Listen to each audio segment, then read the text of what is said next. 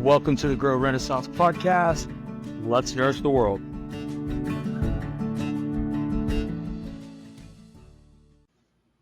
Welcome to another episode of the Grow Renaissance podcast. In this episode, we have an exciting guest who's really been along for a lot of the journey inside of the Grow community journey, seen it from a lot of different avenues and lenses. I met Neil about a year and a half ago from a Denver ETH conference and some networking that we had there, and looking into how we can use blockchain in the agriculture space. Neil has a massive background in that space. So we're excited to have you here, Neil. Thanks for being here. Hey, thanks for having me, Will. It's really exciting to be here. Super stoked that, from a couple of conversations, we're able to sit here today and talk about some of the things we're going to get into. I love it. So you have a really impressive background. I remember it was like peeling back an onion of all of the things that you've done in the agriculture world, earth space. And so maybe just give a little bit of background of your journey of how you got to where you are today. Yeah, wonderful. Thanks. And thanks for the head nod. It never feels like I've accomplished a whole lot until you sort of sit back. So certainly appreciate that. I grew up on a horticultural blueberry farm and immersed in agriculture from a very young age, getting up early to do chores and really getting my farm grit badge that I've carried with me through everything I've done.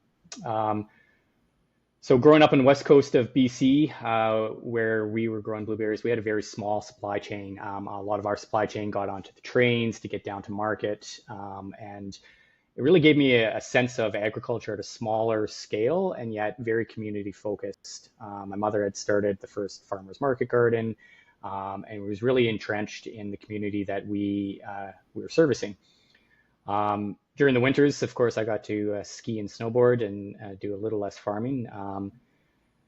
When I went down and was moving away and getting out on my own 2 feet, being a farmhand is what allowed me to scratch my living. And that really, to me, was something that I could never be more thankful for, all the opportunities and experiences I got. So working in horticulture to start, and I started getting into grain, and one thing led me to another. And finally, I had an opportunity to come out to Saskatchewan, Canada, in the middle of the farming belt of Canada on a large grain farm, and got an opportunity to sink my teeth into moving up to running that operation.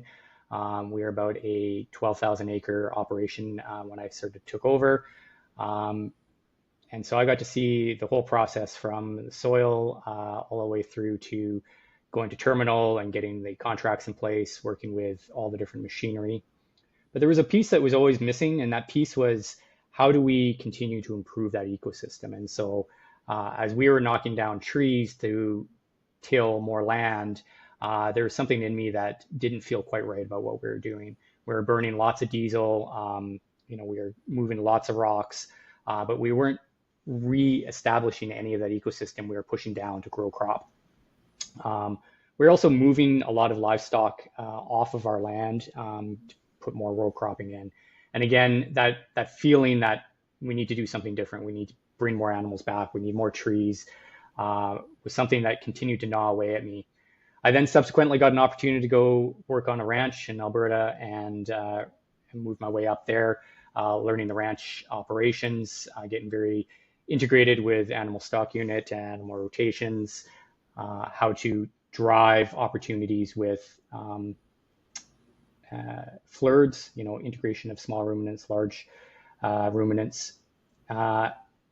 And from there, that owner of that operation, he said, you should really start a consulting business, which I did, helping ranchers and farmers transition to what we called more sustainable practices that were the integration of the agroecology principles, what we now know today as more regenerative principles. But I was drinking the Kool-Aid of regenerative before regenerative was regenerative, I say, and really got my feet wet, understanding climate, understanding land forms, water systems, how those all work together, agroforestry being a big piece of that, both the natural animals as well as the tended to animal husbandry life, how those work together in symbiosis.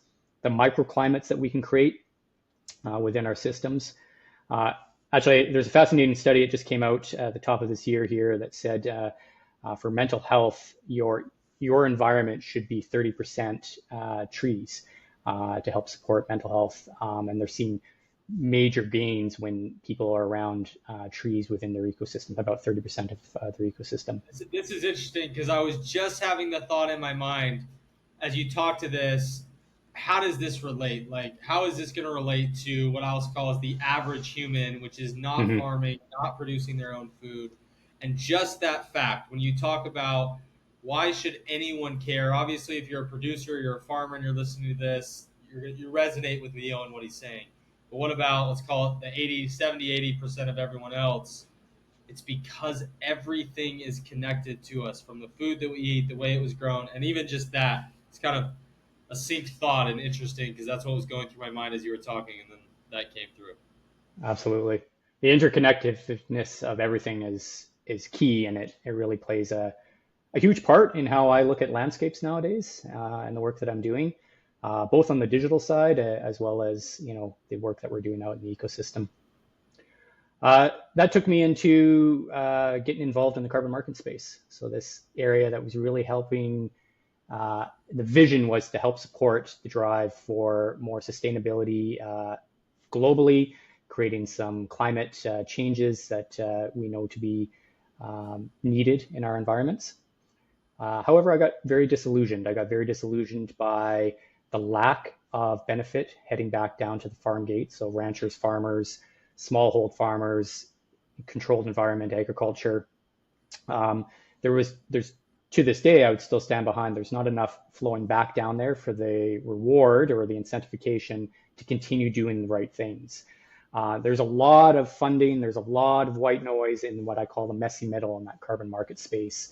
I think it's got a good vision, but it left me a bit disillusioned. Subsequently, I sold my consulting business, got out of the carbon market space, and I have a piece of land that I thought maybe I'd just sit back and farm. And I got involved with this opportunity to head down to Denver, which is subsequently where Will and I got connected. And this opportunity of blockchain crossed my plate. And blockchain to me was a missing piece that in everything I've been doing, from land assessment to conceptual design to implementation to farming better and all the principles and practices that go along with that. Everything has a data play, and everything can be put into a blockchain for immutability. So data sovereignty, control over that, and then utilizing that for changing the narrative on how we deal with the supply chains, how we deal with contracts, how we deal with direct consumer confidence, so they know that they're getting good quality product, whatever that may look like, fruit, veggies, grain, meat. And I've really taken an opportunity to sit back. I had some opportunity at the end of 24 and evaluate how I can leverage that. And so building a project on top of the Grow blockchain called Kohima, where I can continue to do what fulfills me, which is helping producers, farmers globally, transition into more regenerative practices, but leveraging all the benefits of blockchain. And so looking at those conversations off farm all the way down to the consumer, looking at those conversations with that messy middle and how we can continue to combat climate change, looking at data in a different way and how we can actually monetize that, integrating with the digital world that's already out there, and whether that is digital art, digital gaming sector, digital finance in the typical sense. There's a way that we can continue to have different conversations and really shake things up. But primarily for the agriculture sector, this really allows us to have a diversity on our balance sheets. And if you know anything about me, and I think, Will, you've heard me say this multiple times, diversity, diversity, diversity. Farm fields, crops, animals, water systems, we need diversity in our ecosystems to make it flourish. And that is true in your business sense as well. So that balance sheet. And that's really what the blockchain is allowing me to do.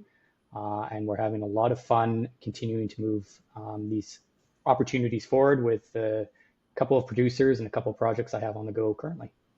I love it. I want to go back because you mentioned your disillusionment with the carbon space, which which I share personally. And it's a project that we're working on within the blockchain community to be able to take some of that out.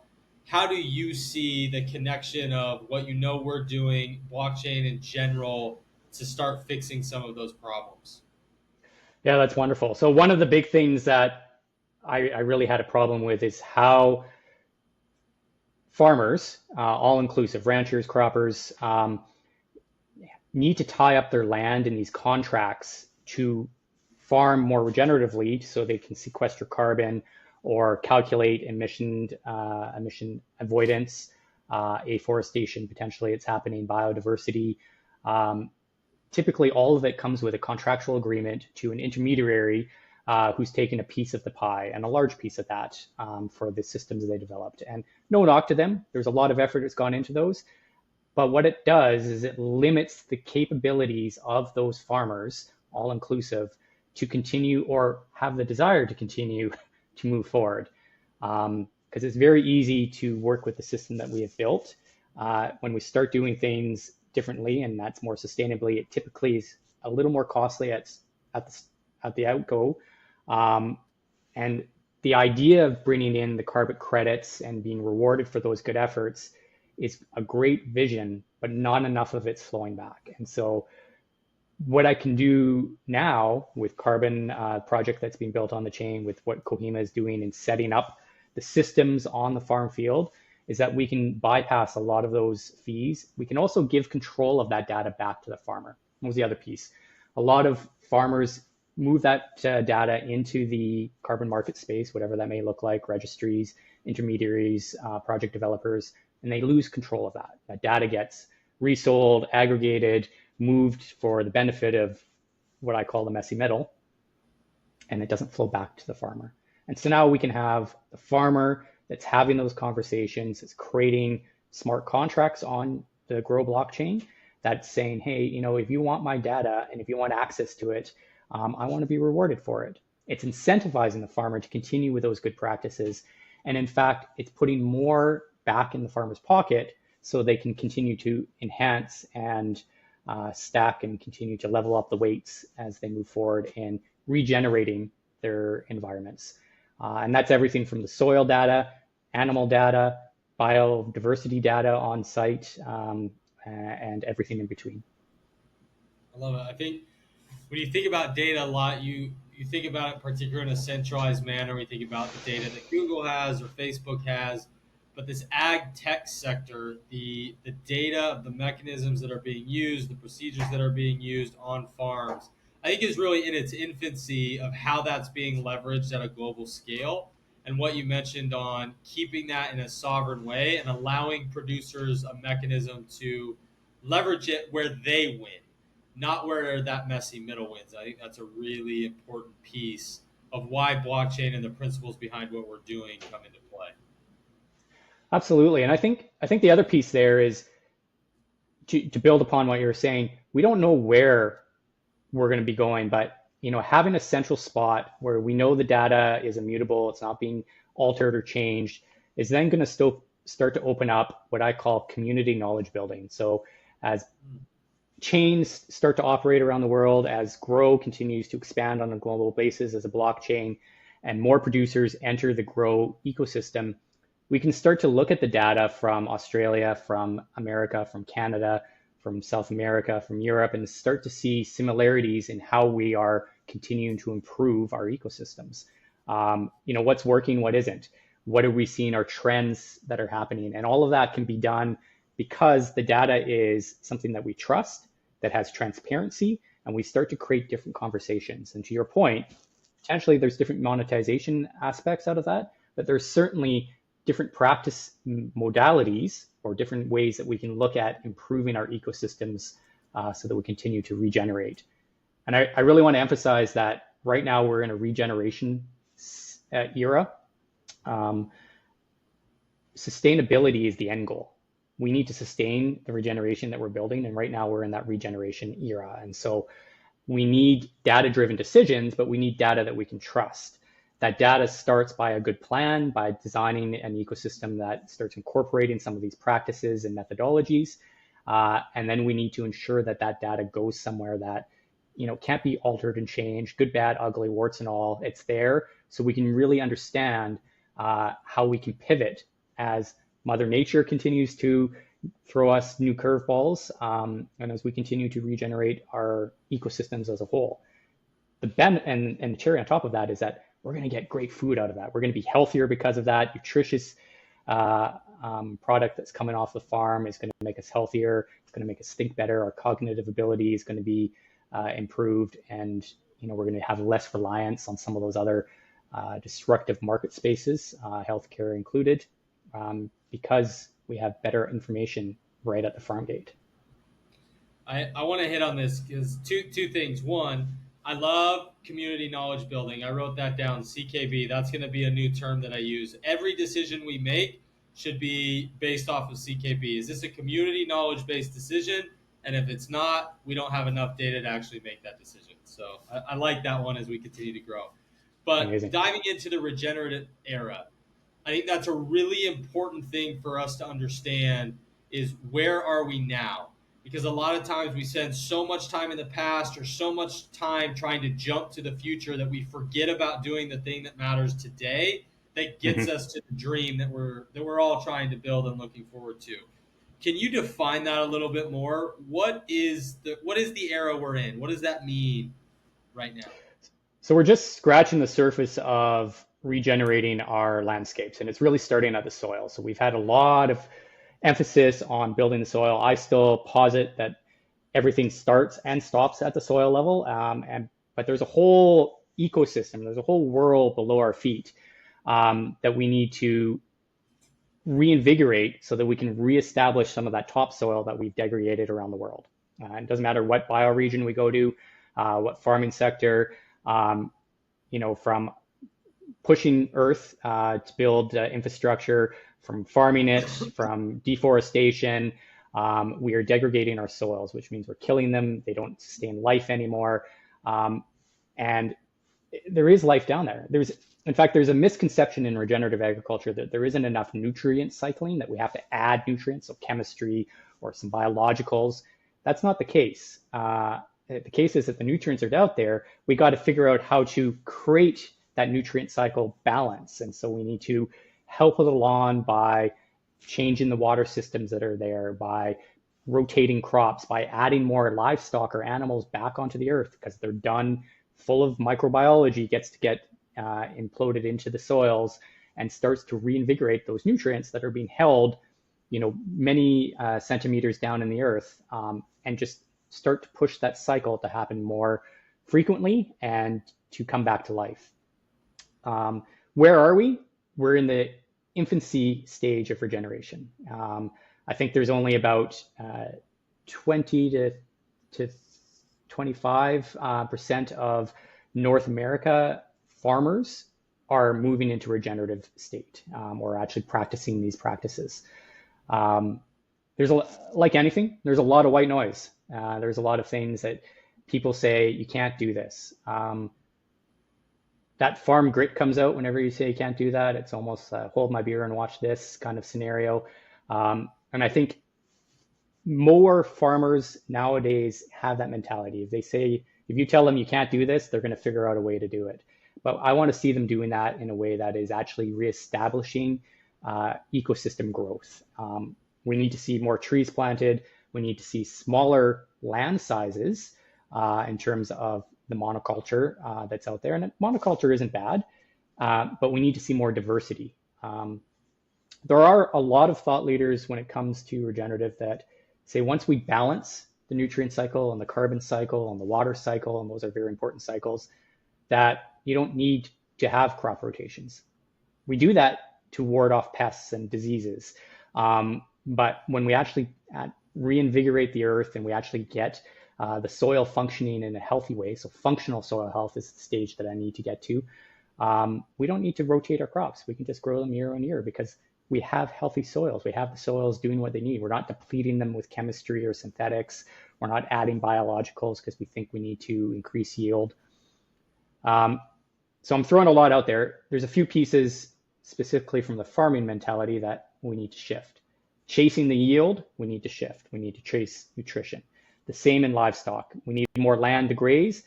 We don't need more land to graze. We need to think about grazing differently. And so enough food for 100 head, but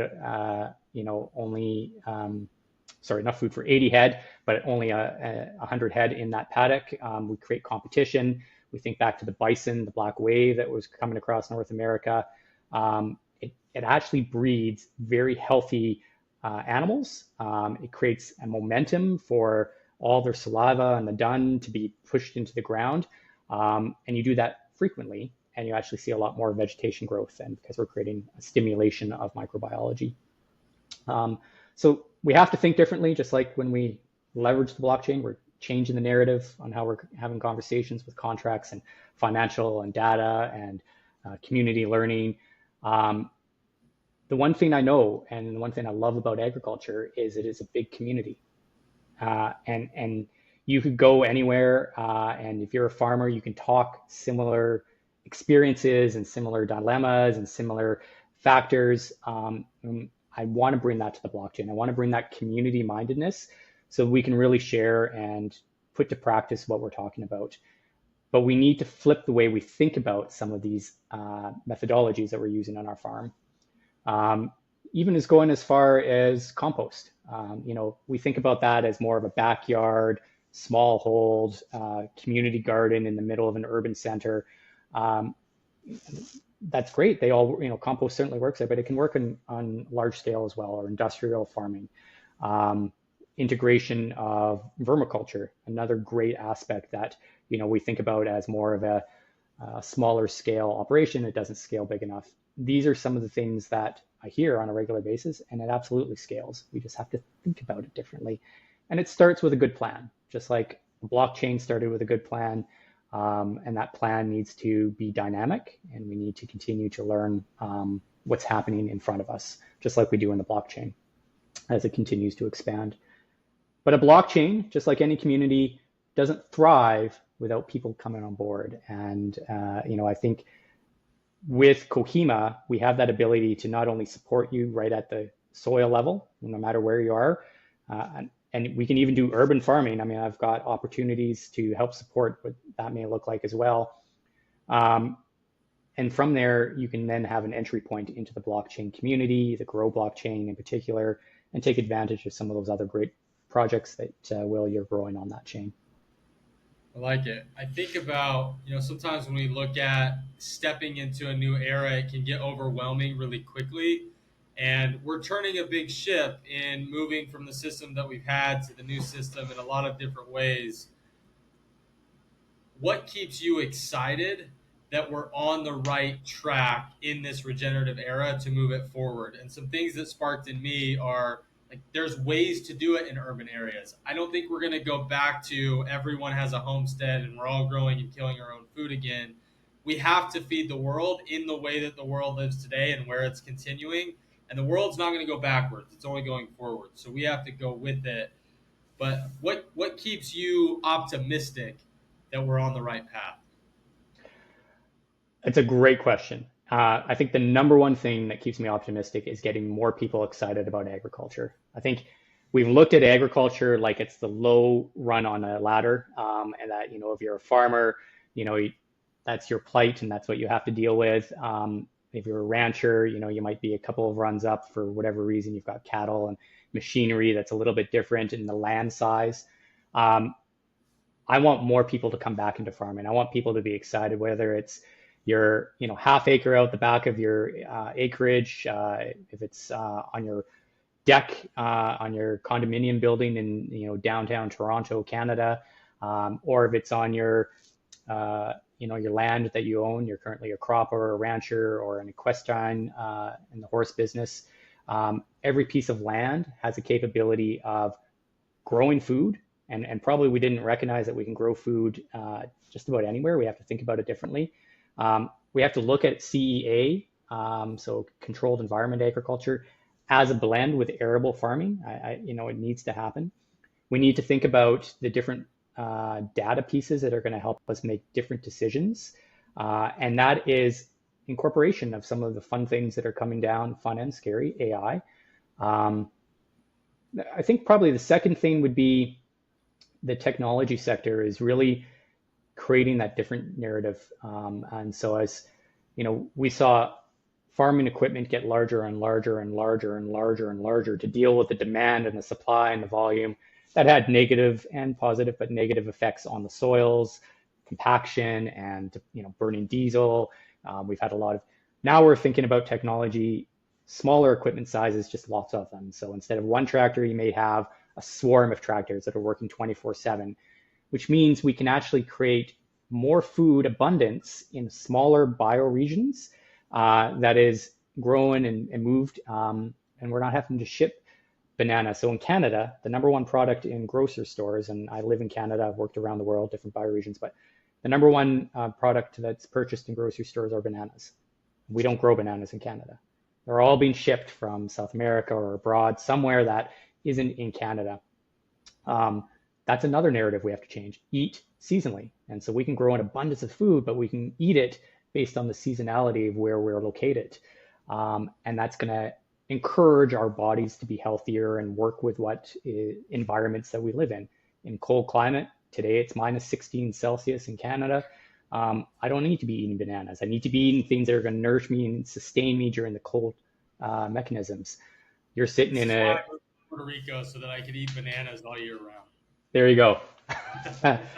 But I should be coming to you to eat bananas versus you shipping them up to me, right? And yeah, I like it. So, I like it. Yeah. So yeah, those things keep me very motivated, Will, to keep going.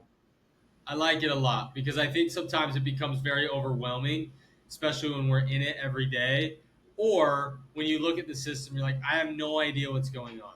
I think there's a lot of people out there that sit in their house and say, I don't even know, one, I don't know where my food comes from.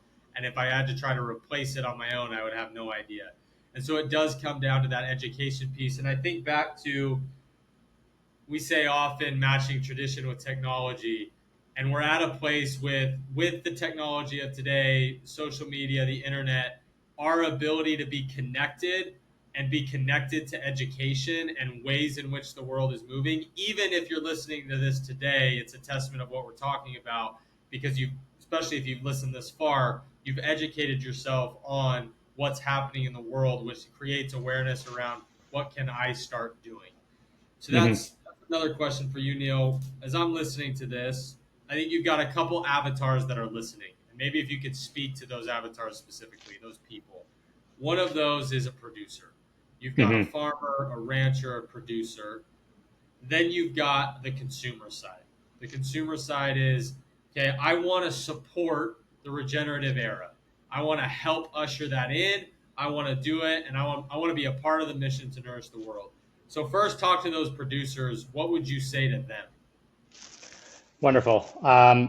If you're looking to diversify your balance sheet, to create some different mechanisms of financial gain, whether it's to keep your property, to bring in some new practices, to look at integration of infrastructure, we can support you.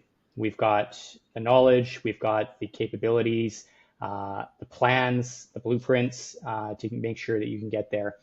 And for us, it's about really understanding the mechanisms of what you're currently doing. And so if you have a thought in your head, like, hey, I'd like to try something, please jump onto coquima.io and have a conversation. I'm one for conversations. I'm not a lawyer. I don't charge by the hour. They have their place. Let's have a conversation. If you're somebody that's already on your journey, whatever that may look like, organic, regenerative, sustainable, you can group them all in one bucket. But you're looking for some support mechanisms. You don't know what is happening. You've integrated something and you're having adverse effects. Give us a shout. There's a reason why our environments produce these adverse effects. It's because something's not functioning properly. And, it's probably something that somebody else has encountered, and we can share some of that knowledge base and the mechanisms to maybe rectify some of those issues. If you're somebody that wants to take the plunge and you said, look, I just need to change what we're doing. I don't like the operational functionality. I want to have different contracts. I want to do better for the world. I want to complete overhaul and redesign. Give me a shout. This is something that is the long game. It's not a short game, but it's something we have experience in doing, and we can rebuild your ecosystem with you. I never say for you, I say with you, because you got to be part of that solution. You got to be wanting. Probably the hardest journey you'll ever find is the one between your head and your heart. But if your head and heart into making those changes, you will find a mechanism and a way to get there. And we certainly would love to be part of that journey with you. And then if you're an operation, ranching, farming, CEA, smallhold, that simply is a bit lost, or has a friend that you think would warrant a good conversation, jump on the website, grab my number, let's have a conversation with them. Let's have a conversation with you on how to integrate technology in a more impactful way, potentially. It doesn't have to be scary, and you don't have to do it alone. And that's why Cohima's here. Is I know the scariness, the constraints, all the pressures that come along with these farm operations, commitments you've made to your suppliers, to your family, to the community, to the supply chain, to feed the world. But we can start moving the dial, and we can start moving things in a more regenerative way, both personally and for your environment and your operations. And then we can start leveraging some of the great pieces like the blockchain. On the consumer side, I want you to be confident in the food, knowing where it comes from and what went into growing it. And so I would leave you with, don't just know where it comes from. Don't just support farmers because of where they're located. That's great. That's one aspect. The second aspect is understanding how that food is growing. And so really challenge the supply chain, your distribution, your grocers. Is this nutritious food? Can you prove it to me? And that's where some of the pieces of blockchain are really going to start to show their light and provide that confidence and that transparency. And that communication between consumer and farmers is going to happen more readily because the consumers are after it. We want you to have nutritious food. Nutritious food is going to make you healthier. You're going to be less reliant on the medical system, which needs to be focusing on some other things within our medical industry, and not on the fact that we're not nourishing our bodies properly. It's another big shift that changes, but we start changing that one by eating good food. I love it, Neil. You got it. Thank you, man. Thank you for being here today. Thank you for sharing knowledge. Thank you for continuing to share your knowledge. For those of you that are connected to a producer, a farmer, a rancher, share this episode with them. Knowledge matters and awareness matters. And so if we can get this episode in the hands of as many producers as we can to start letting them see what's out there, because once they know, then we can start getting them in and helping plug in different ways that we can keep turning the tide. So thank you, Neil. Thanks for being here. Everybody like, share, subscribe. Make sure that you share this any way that you can. The more people we have listen to it, the faster and better we grow, and the better we can nourish the world. Thanks, everyone. Thank you for listening to another episode of the Grow Renaissance podcast. Make sure you like, share, and subscribe this episode. Remember, it will take a community of us to do the best in the world and truly nourish not only ourselves, but the planet, the atmosphere, the soil, the plants, and the animals on it. So make sure you spread this message anywhere that you can.